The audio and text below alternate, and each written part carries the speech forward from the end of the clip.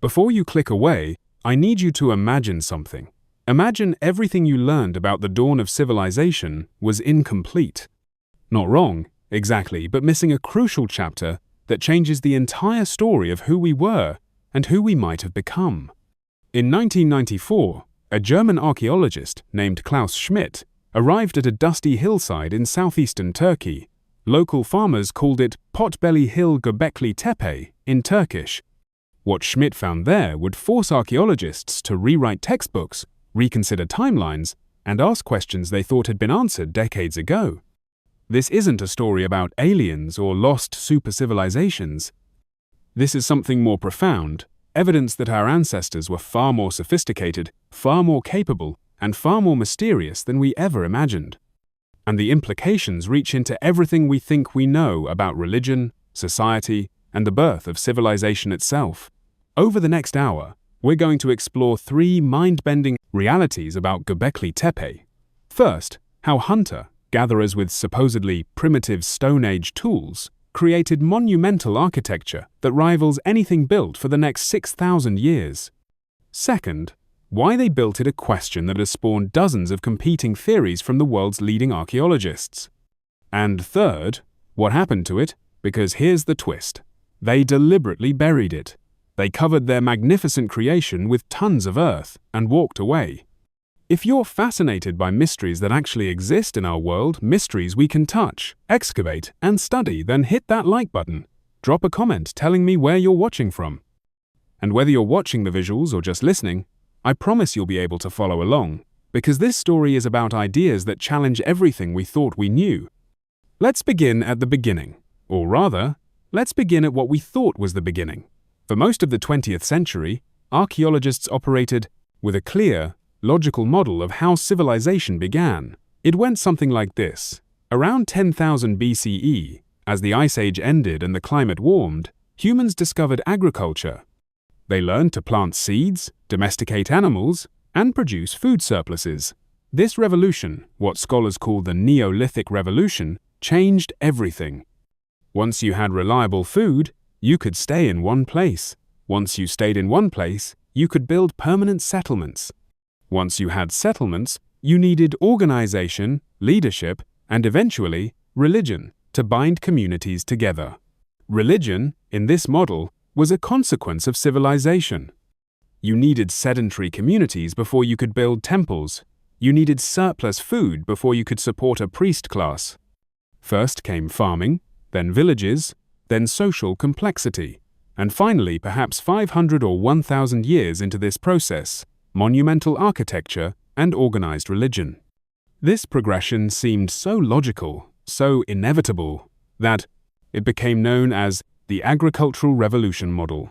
It appeared in every textbook. It made perfect sense. Hunter-gatherers were supposedly too busy surviving to create complex society. They were nomadic, moving constantly in search of game and edible plants. They had neither the time, the resources, nor the organizational capacity for grand projects. The evidence seemed to support this. The earliest farming settlements we knew of, places like Jericho and Çatalhöyük, dated to around 9000 BCE. The first monumental structures, like the ziggurats of Mesopotamia and the stepped pyramids of Egypt, came thousands of years later, around 3000 BCE. Everything fit. The timeline made sense. Cause led to effect in a neat, comprehensible chain, and then Klaus Schmidt started digging at Göbekli Tepe. The site had been noted before surveyed in the 1960 seconds by archaeologists who thought it was just a medieval cemetery. The massive stones jutting from the hillside were assumed to be old headstones. Nobody looked deeper. Nobody suspected what lay beneath. Schmidt saw something different.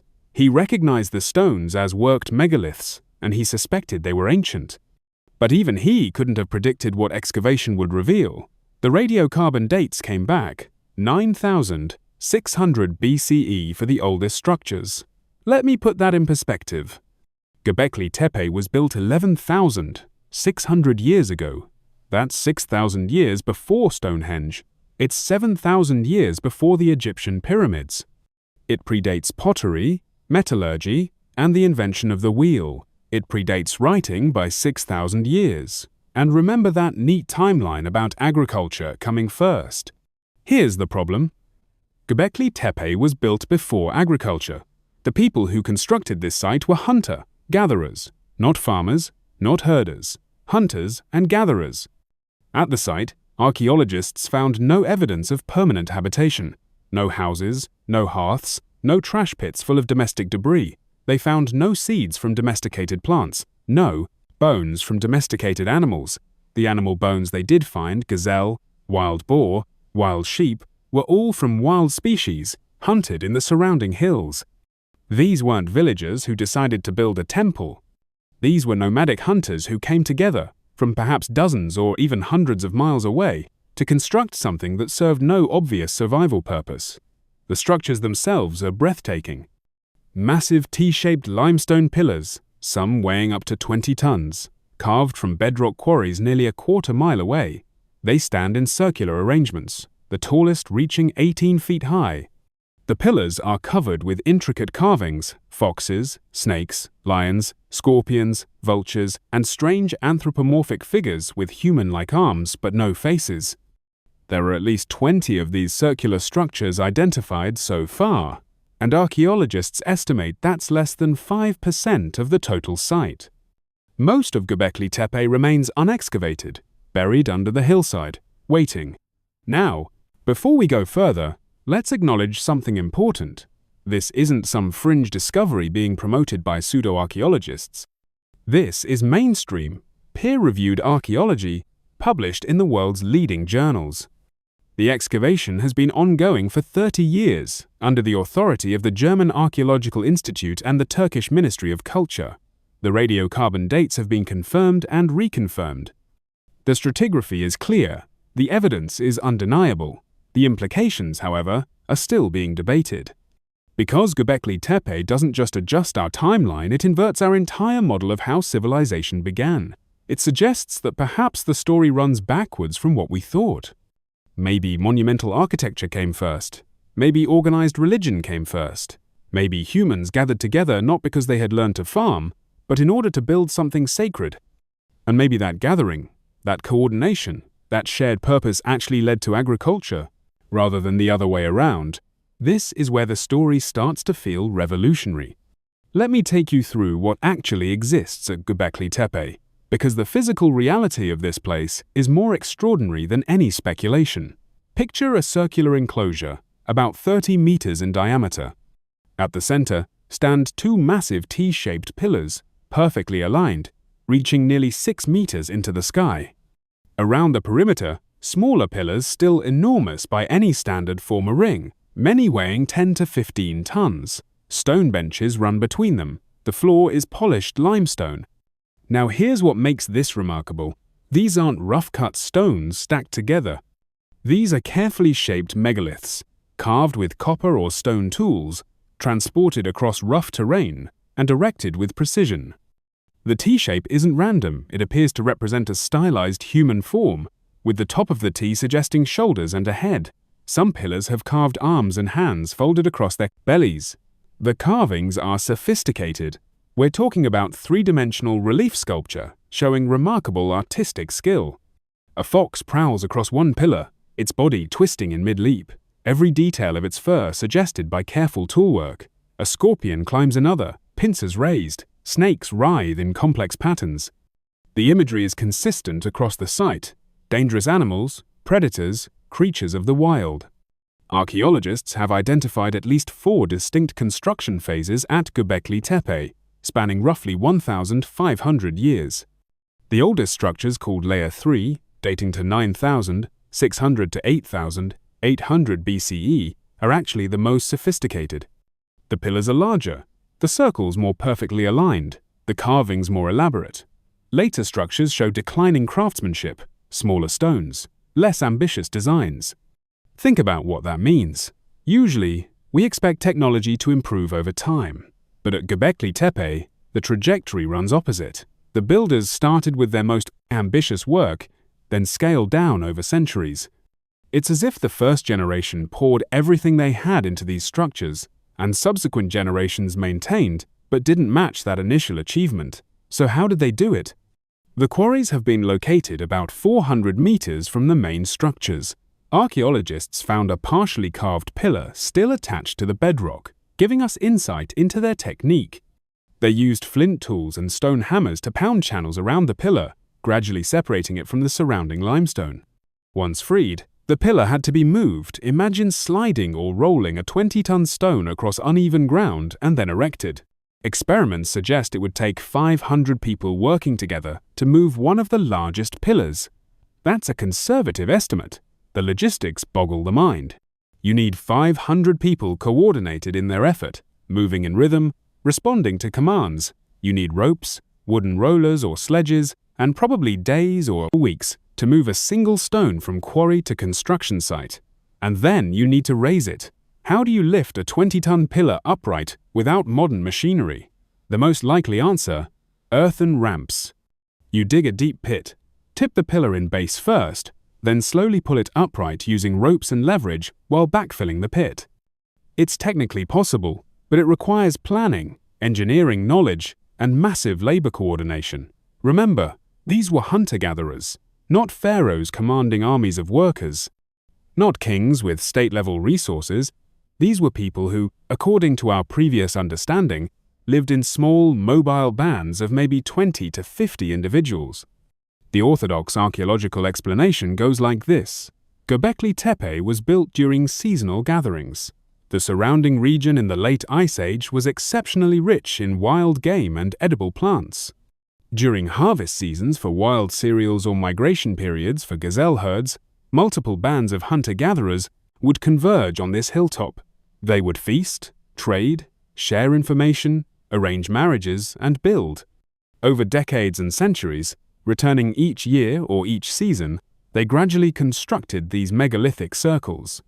The work would have been sporadic, accomplished in bursts during periods of abundance, when labor could be spared from survival activities. This explanation is scientifically sound. It's supported by evidence. The animal bones found at the site suggest seasonal occupation. The lack of permanent structures supports the idea of periodic gatherings rather than year-round habitation. Computer modeling suggests that with several hundred people working together for a few weeks each year, the structures could have been completed over 10 to 20-year periods. And yet, questions remain. The level of sophistication suggests more than sporadic effort. The architectural consistency across multiple structures implies planning, tradition, and shared vision maintained over generations. The artistic quality of the carvings suggests specialized craftspeople, not casual participants in seasonal festivals. Some archaeologists, including Schmidt himself, proposed that Göbekli Tepe might represent something unprecedented, the first permanent construction project. Not a permanent settlement, but a permanent worksite.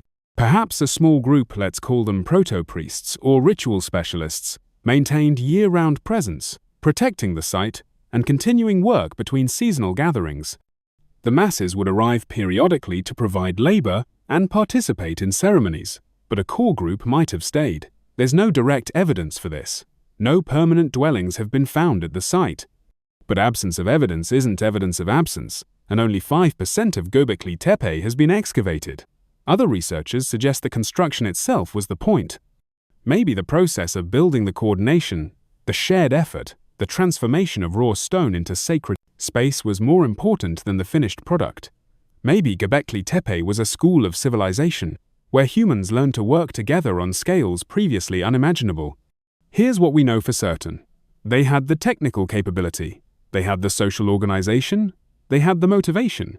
And they sustained this effort across multiple generations, creating something that would last for millennia. The physics work. The archaeology is solid. The mystery isn't whether they could have done it clearly. They did. The mystery is why. Walk through Göbekli Tepe today, and you'll feel it. This place was designed to inspire awe. The massive pillars loom overhead. The carved animals seem to watch from every angle.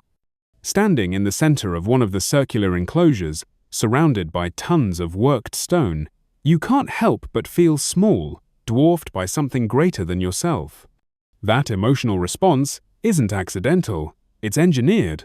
But engineered for what purpose? The academic consensus is that Göbekli Tepe was a ritual center, a temple complex, devoted to practices we can only partially reconstruct.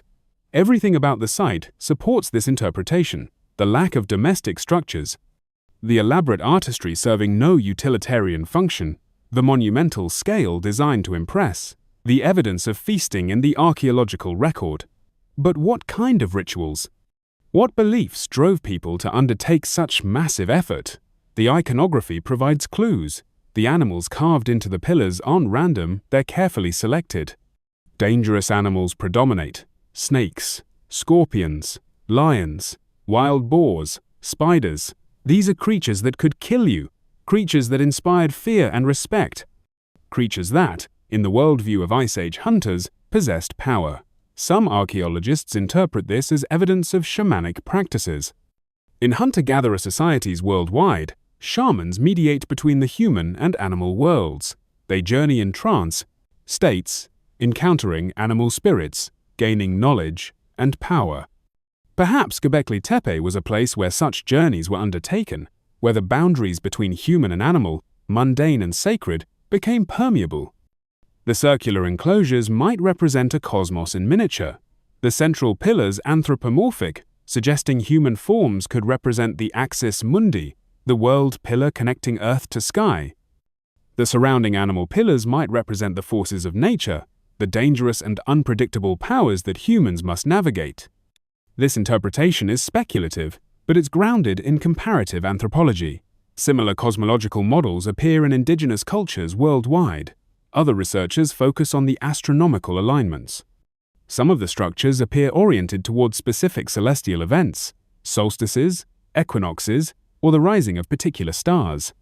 In hunter-gatherer societies, astronomical knowledge is practical, tracking seasons, predicting animal migrations, knowing when plants will ripen. But at Göbekli Tepe, astronomical markers might have served deeper purposes. They could have been tools for creating calendars, organizing the seasonal gatherings that brought communities together. They might have been incorporated into mythology, with celestial events triggering specific rituals or ceremonies. Then there's the theory that's gained traction in recent years: Göbekli Tepe as the birthplace of agriculture. Here's the argument: when you bring hundreds of people together seasonally for construction and ritual, you need to feed them. The surrounding region was rich in wild cereals, ancient forms of wheat and barley. Evidence suggests people were harvesting these grains intensively around the time Göbekli Tepe was built. At some point, and we have evidence this happened, people began experimenting with cultivation. Instead of just harvesting wild stands, they started deliberately planting seeds, selecting the best strains, protecting growing fields. The transition from wild harvesting to deliberate farming happened gradually, probably over centuries. Could Göbekli Tepe have been the catalyst? Could the need to provision large gatherings have driven innovation in food production? Could the seasonal return to this specific place have encouraged people to stay nearby, tending crops between gatherings? The timing fits. Agriculture emerged in this region, the Fertile Crescent, within 1,000 years of Göbekli Tepe's construction. Domesticated wheat and barley appear in the archaeological record around 8,500 BCE, just 1,000 years after the oldest structures at the site. Some researchers, including the late Klaus Schmidt, proposed a radical idea. Maybe religion came before agriculture. Maybe the desire to build sacred spaces, to gather for ritual purposes, actually drove the development of farming. Instead of first farming, then civilization, then religion, maybe it was first religion, then farming, then civilization. It's a chicken and egg question, and we may never know the definitive answer. But Göbekli Tepe forces us to consider that the arrow of causation might point in a direction we never expected. There's also the feast theory. Archaeologists have found thousands of animal bones at the site, predominantly from gazelles and wild cattle. Chemical analysis of stone troughs found at the site suggests they might have been used for brewing beer. Yes, beer, made from wild barley, predating any evidence of bread making. Feasting creates social bonds. Shared meals, especially meals involving special foods or intoxicating beverages, reinforce community identity. They create obligations and reciprocity. In many cultures, feasting is where alliances are made, disputes are resolved, and status is negotiated. Maybe Göbekli Tepe was essentially a massive ritual feast center, where dispersed hunter-gatherer bands came together to eat, drink, and reaffirm their social connections. The monumental architecture would have been the backdrop, the stage for these intensely social events. What I find most compelling is that these theories aren't mutually exclusive. Göbekli Tepe could have been all of these things simultaneously: astronomical observatory, shamanic journey site, agricultural catalyst, and feast center. Sacred places in human cultures are typically multifunctional. They serve psychological, social, economic, and spiritual needs all at once. But here's the deepest mystery, the one that keeps archaeologists up at night. Why did they bury it? This might be the strangest part of the entire story. After roughly 1,500 years of use, generations of construction, ritual, gathering, and whatever other activities took place there, the people of Göbekli Tepe made a deliberate decision. They took their magnificent megalithic circles, their carved pillars, their sacred spaces, and they buried them, not gradually, through neglect, not accidentally, through abandonment, deliberately, intentionally. They filled the enclosures with debris, broken stone, rubble, animal bones, tool fragments, and covered everything with earth. They created an artificial hill, entombing their creation. This wasn't destruction. Nothing was broken or desecrated. It was more like preservation, or perhaps conclusion. The structures were carefully filled in, protected, sealed away. Why would anyone do this? Schmidt's theory was that Göbekli Tepe became obsolete. As agriculture developed, and people settled into permanent villages, the need for seasonal gathering places diminished. The hunter-gatherer lifestyle that had given birth to Göbekli Tepe was ending. The monument belonged to a passing age, so it was respectfully retired, buried as you might bury a revered ancestor. This theory has emotional appeal. It suggests a kind of self-awareness, a recognition that an era was ending. The last hunter-gatherers buried their greatest achievement as they transitioned into farmers, but other interpretations exist. Maybe the burial was motivated by religious change. Perhaps new beliefs emerged that required the old sacred places to be sealed. Many religions have rituals for closing sacred spaces, decommissioning temples, purifying sites before they're abandoned. The burial could have been such a ritual, performed with the same reverence that had originally motivated construction. Or perhaps it was practical. As settlements grew nearby, maybe the site became contested. Different groups might have claimed it. Conflicts might have erupted. Burying it could have been a compromise if no one can use it, no one can fight over it. Some researchers suggest environmental factors. Climate change around 8000 BCE led to shifts in vegetation and animal populations. If Göbekli Tepe was tied to specific seasonal patterns or specific game animals, environmental change might have made it less relevant. The burial might have been an acknowledgement that the world had changed. There's also a darker possibility that I want to acknowledge. Though evidence is thin, perhaps something happened there. Some event, some disaster, some violation of taboo. Maybe the burial was a sealing away of something dangerous or cursed. We have no evidence for this, but the thoroughness of the burial, every enclosure filled, every surface covered, suggests powerful motivation. What we can say with confidence is this: the burial was organized and systematic. It required labor and coordination, probably involving hundreds of people. Someone had to make the decision. Someone had to organize the work. Someone had to see it through to completion. And here's what's haunting. They did such a good job that the site was lost for 10,000 years. If not for modern archaeological survey methods, we might never have found it. Think about that. The greatest architectural achievement of its age, deliberately hidden, successfully forgotten. What else have we forgotten? Göbekli Tepe isn't unique anymore. Since its discovery, archaeologists have found similar sites throughout southeastern Turkey and northern Syria.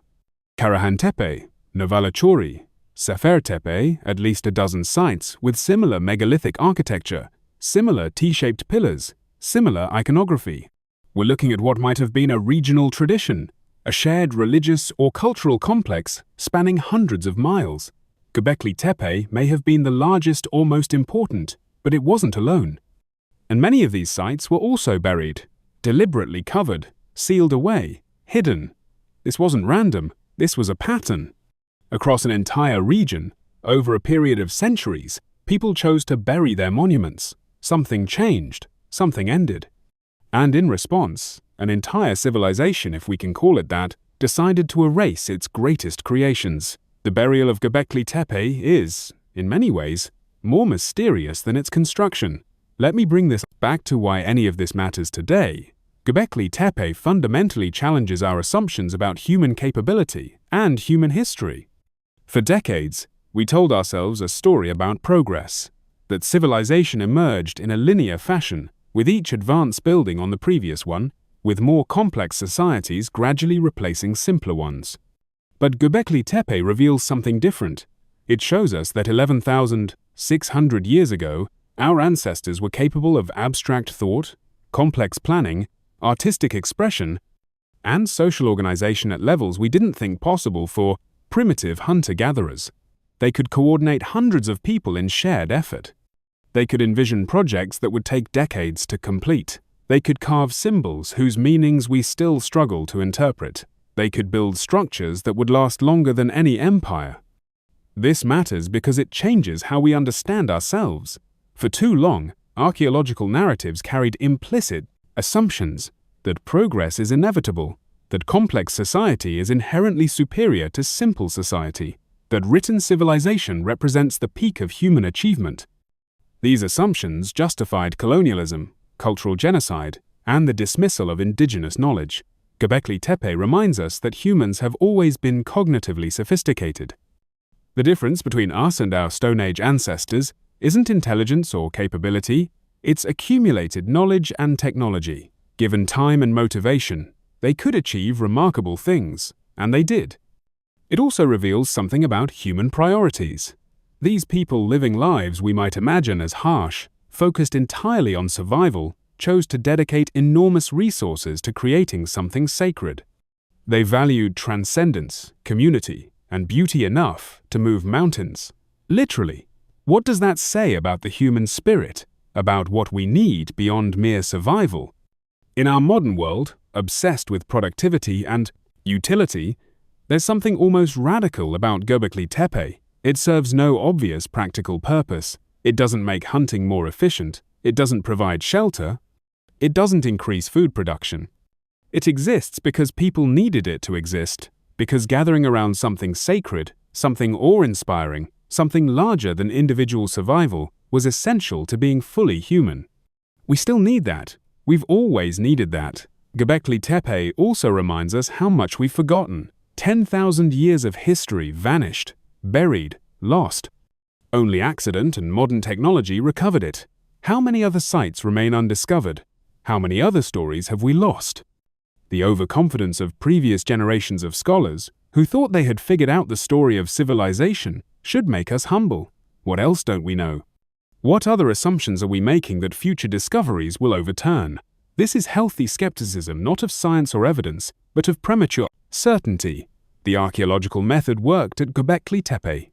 Careful excavation, radiocarbon dating, comparative analysis, peer review, all the tools of scientific archaeology, revealed this site and transformed our understanding. But science requires remaining open to new evidence, to paradigm shifts, to being wrong. Göbekli Tepe was found because Klaus Schmidt was willing to look at something everyone else had dismissed. Because he questioned the consensus. Because he dug deeper. That's the lesson. Keep questioning, keep digging, stay curious. So what do we make of Göbekli Tepe? We know it's real. We know it's 11,600 years old. We know it was built by hunter-gatherers using Stone Age tools. We know it was used for roughly 1,500 years, then deliberately buried. These aren't theories, they're established facts, confirmed through multiple lines of evidence. What we don't know is why. We have theories, ritual center, astronomical observatory, agricultural catalyst, feast site, shamanic temple. Each theory has supporting evidence. Each theory might be partially true, but the full story, the lived reality of what Göbekli Tepe meant to its builders, remains beyond our reach. Maybe that's appropriate. Maybe some mysteries should remain mysterious. What we can say is this. Göbekli Tepe proves that human beings 11,600 years ago were capable of extraordinary things. They could dream big. They could work together across generations toward shared goals. They could create beauty that would outlast civilizations yet unborn. They were us. Not lesser versions, not primitive precursors, but fully human in every sense that matters. Creative, spiritual, social, ambitious. And then they buried it all.